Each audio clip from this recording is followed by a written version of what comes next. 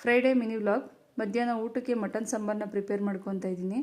ಇಲ್ಲಿ 2 table spoon ಆಗುವಷ್ಟು ಆಯಿಲ್ನ ತೊಗೊಂಡಿದ್ದೀನಿ. ಒಂದು ಸಣ್ಣದಾಗಿ ಕಟ್ ಮಾಡಿ ಇಟ್ಕೊಂಡಿರುವಂಥ ಈರುಳ್ಳಿ, ಶುಂಠಿ ಬೆಳ್ಳುಳ್ಳಿ ಪೇಸ್ಟ್ನ ಹಾಕಿ ಚೆನ್ನಾಗಿ ಫ್ರೈ ಮಾಡ್ಕೊತೀನಿ. 1 kg ಆಗುವಷ್ಟು ಮಟನ್ನ ತೊಗೊಂಡಿದ್ದೀನಿ. ಅದಕ್ಕೆ ಉಪ್ಪು ಮತ್ತು ಅರಿಶಿನ 2 ಸೇರಿಸಿ ಚೆನ್ನಾಗಿ ಈ ಥರ ತಿರುಗಿಸ್ಕೊತೀನಿ.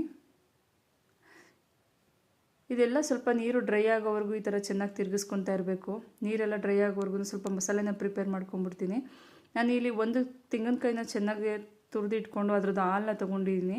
ಚಕ್ಕೆ, ಲವಂಗ, ಮೆಣಸು, ಸೋಂಪು, ಕಡಲೆ, ಶುಂಠಿ ಬೆಳ್ಳುಳ್ಳಿ ಪೇಸ್ಟು, ಕೊತ್ತಂಬರಿ ಸೊಪ್ಪು, ಈರುಳ್ಳಿ, ಟೊಮೊಟೊ, ಸ್ವಲ್ಪ ಖಾರದ ಪುಡಿ ಇಷ್ಟನ್ನು ತೊಗೊಂಡಿದ್ದೀನಿ. ಇದನ್ನೆಲ್ಲ ಸ್ವಲ್ಪ ಚೆನ್ನಾಗಿ ಪೇಸ್ಟ್ ಮಾಡಿಕೊಂಡು ರುಬ್ಬಿಟ್ಕೊಂಡಿರುವಂಥ ತೆಂಗಿನ ಹಾಲು ಮತ್ತು ಮಸಾಲೆ ಎಲ್ಲ ಸೇರಿಸಿ ಒಂದು 3 ವಿಸಿಲ್ ಕೂಗಿಸ್ಕೊಂಡ್ರೆ ಮಟನ್ ಸಾಂಬಾರು ರೆಡಿ ಆಗುತ್ತೆ.